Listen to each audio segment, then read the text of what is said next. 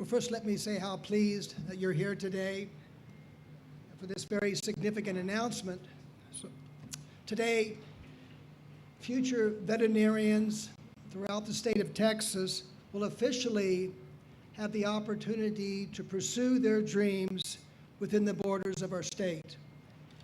When Bob Duncan and Ted Mitchell and leaders of the Amarillo community gathered in Amarillo on this campus in December of 2015, they announced plans to pursue the School of Veterinary Medicine, and they knew the model they were presenting would benefit the entire state. Earlier this summer, a team from the American Veterinary Medical Association Council on Education conducted an in-depth fact-finding assessment of our plan and our ability to execute that plan. The results of that site visit are the reason we're here today. I'm very pleased to announce that we have received a letter of reasonable assurance of accreditation for the School of Veterinary Medicine.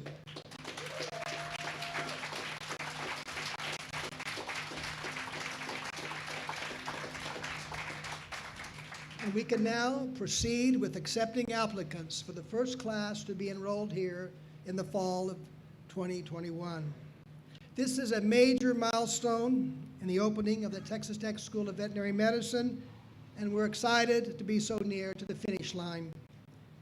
It is due to the efforts and support of so many that we've been able to achieve the benchmarks that bring us to this particularly significant moment. From our campus in Lubbock to the Texas Tech University Health Sciences campus where we gather today, and thank you, Dr. Rice Spearman. From the city of Amarillo to Lubbock, from West Texas to the State House in Austin, there have been so many who have done so much work. And I want to take this opportunity to acknowledge and say thank you to some of those. Amarillo Mayor Ginger Nelson, you have been a great supporter and advocate throughout this process. We don't get to this day without the philanthropic support of so many individuals and organizations, and we deeply appreciate all that support. A special thanks to the Amarillo Economic Development Council and Lubbock and Amarillo Matters. To our local representatives here in Amarillo, Senator Cal Sulliger, Representatives Fort Price, John Smithy, from Lubbock, Senator Charles Perry, Representative John Frullo, and Dustin Burrows, we thank you for your bold and unending support. So at this time, I would like to introduce Chancellor Ted Mitchell, who is here at the onset of this initiative.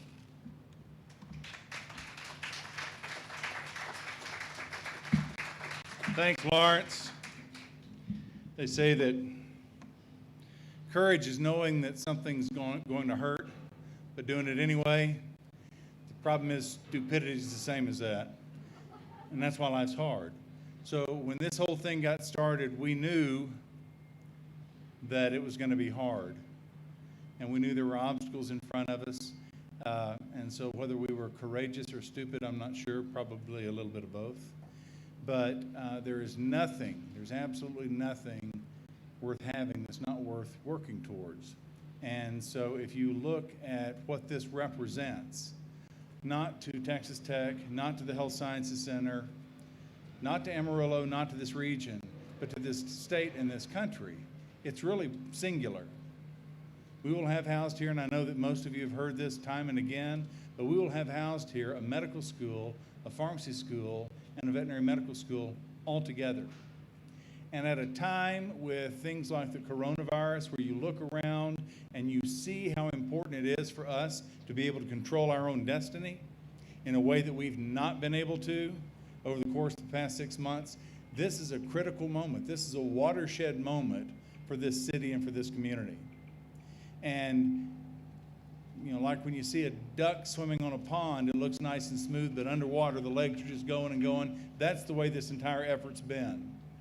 From the time that we had a first meeting, actually down in Lubbock, Texas, in one of our suites down there, saying, is this something that we really even want to undertake? From that day until the time we had the announcement up here, this has been a blur. The whole thing has been a blur. Mayor Nelson and I had weekly phone calls on Fridays to talk one another off the ledge during the legislative session.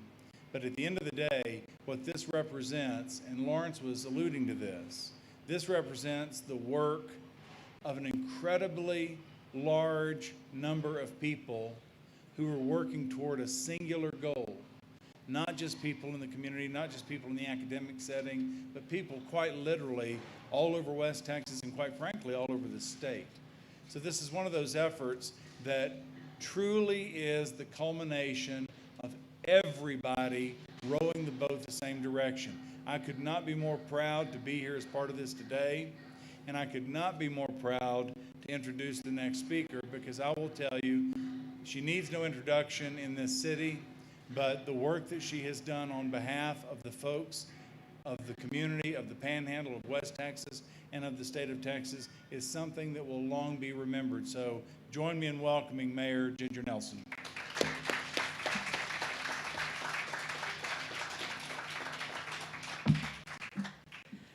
Whoa, I'm still going. Yeah, we're leaning. I am so proud that Amarillo is the home of the Texas Tech University School of Veterinary Medicine. And, oh yeah, give us a clap for that. When you dream something, it's so fun when it becomes a reality. And Texas Tech has given us in Amarillo, from the get-go, a seat at the table, a hand on the plow.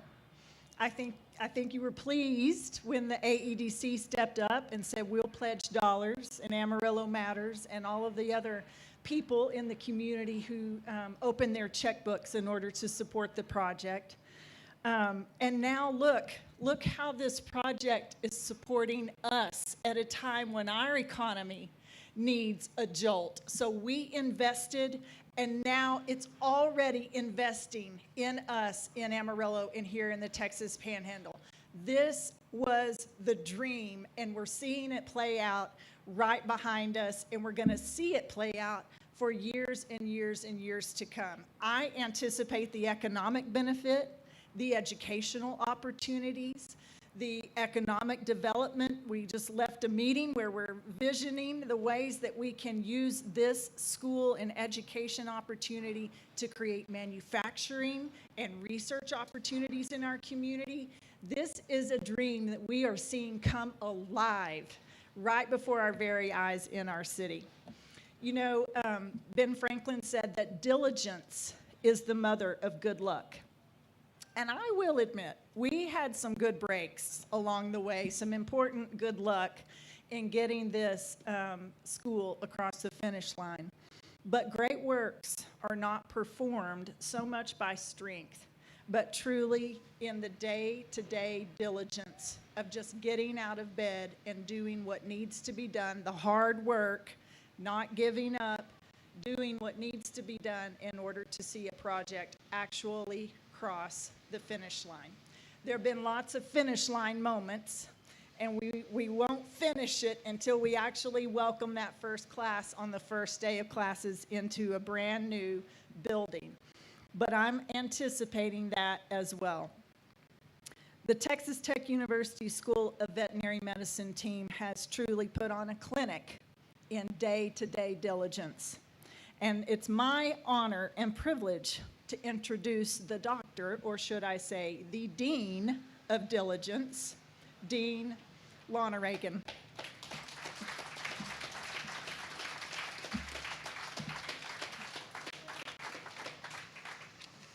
Thank you very much. I'd like to build on some things that President Schovanec mentioned, in that 5 years ago, we gathered here, just a little bit over there, to announce the plan to build a School of Veterinary Medicine here in Amarillo, but not just any school, a comprehensive school, a school that really was focused around supporting rural and regional communities, a school that provided access and affordability, and a school that really helped the local industry, particularly the local livestock industry.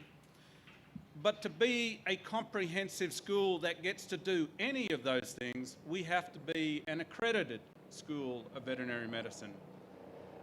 So 5 years ago, we began as a team in developing a comprehensive and very detailed plan to be able to meet the standards of accreditation. And that led this summer, as Dr. Schovanec mentioned, an investigative team from the AVMA Council on Education spending time with us, going through all the details of the plan and then reporting back to the full Council on Education, the national accrediting body. And at their recent meeting, they concluded that they have reasonable assurance we will meet the standards of accreditation and that will lead to accreditation.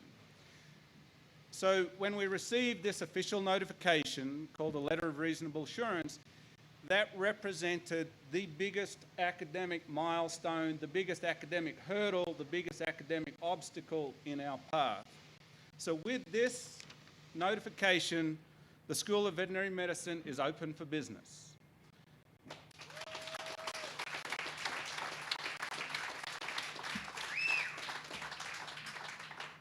By next week, hopeful students will be able to submit their application materials. Come January, February, we will be interviewing the future class of veterinary students here in Amarillo. There are a lot of people that got us across that finish line. And President Schovanec went through a list of people. And I would like to highlight the faculty that we have present. I'll mention them in just a second. But the faculty, both within the school, teams from across the university and system, but also the leadership and the vision of the leadership we have at Texas Tech University, the system, those who gave up careers and those who gave up careers, promising careers, to come to be part of this program as well. But obviously the legislature, the governor, the industry, the veterinary community, the Texas Veterinary Medical Association, everyone contributed to this in a very meaningful way. When the accreditors met with us, they spent a lot of time looking and talking about our facilities, our financial model, and that was made possible because everyone was involved. So those people that President Schovanec thanked also get to celebrate today because they, in a very meaningful way, got us across the finish line. If I can provide just a brief update. The facilities behind us are on track, on time, and within budget. We are very fortunate to work with two great companies, Kirksey Architecture out of Houston, and in particular Western Builders from right here in Amarillo. I think what's relevant and what Mayor Nelson talked about is the impact of the school. Almost 90% of all the subs that Western Builders are using are from the region. So this money that the industry and donors and the city invested in this program is staying here and contributing to employment right here in the region. I would like to also provide an update of the faculty. Most of them are standing right here behind us. Many of them have left a promising career or just starting a promising career to come to be part of something special. And with this faculty, we are not only open for business, we're ready for business. So we are particularly excited to welcome the first class of veterinary students. I will say something about that first class. We only ever get to have one first class. And we'll begin with about 60 students, and the 60 students are going to have the run of these facilities behind us. They will have unlimited access to the faculty that we have built and the staff that we have built. It is a very special time for that first class, but we're going to look for that first class to embody that West Texas grit, that pioneering spirit, because they're going to help continue to build the program with us, and we're looking forward to seeing them in the near future. So if I can conclude on something, that it is clear to any one of us in Amarillo that when we go to the grocery store, we go anywhere, that this city is excited to have the vet school as part of the city. And I would like the region, the community, the city to know that we are equally proud and excited to be part of this community. And we simply cannot wait to welcome our first class to orientation on the 9th of August next year, right here in these facilities in Amarillo, Texas. Thank you.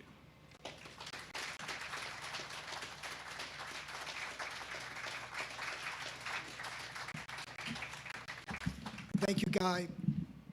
Last Friday, I was having dinner with Dr. Jerry Black, and we were talking about Guy Lonergan. And he said when he was a student at Colorado State, his classmates said he was born to be a dean.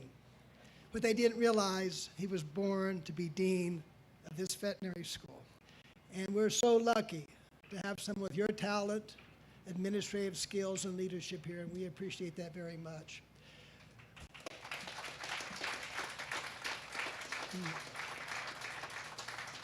When Chancellor Mitchell was making the analogy to the calm waters on the surface, but the duck paddling underneath, I happened to, excuse me, in turn I saw Kendra Burris.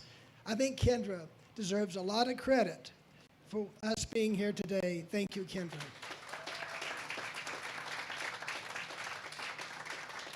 And I probably should go around the room and acknowledge a few others, but I'll stop there, Byron. And Christina. So at this point, why don't we all come forward and we can take questions from the press. And I do believe we have those online who can also submit questions. Is that correct, Chris? And by the way, to all of those who have been viewing this online, we're so glad you joined us this afternoon. With that, Chancellor and Ginger.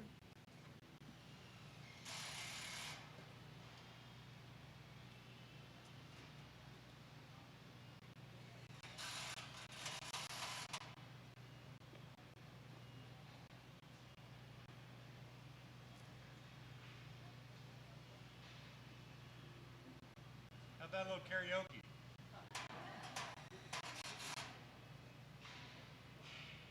That's it? Okay, guys, thank you so much. Appreciate y'all coming out.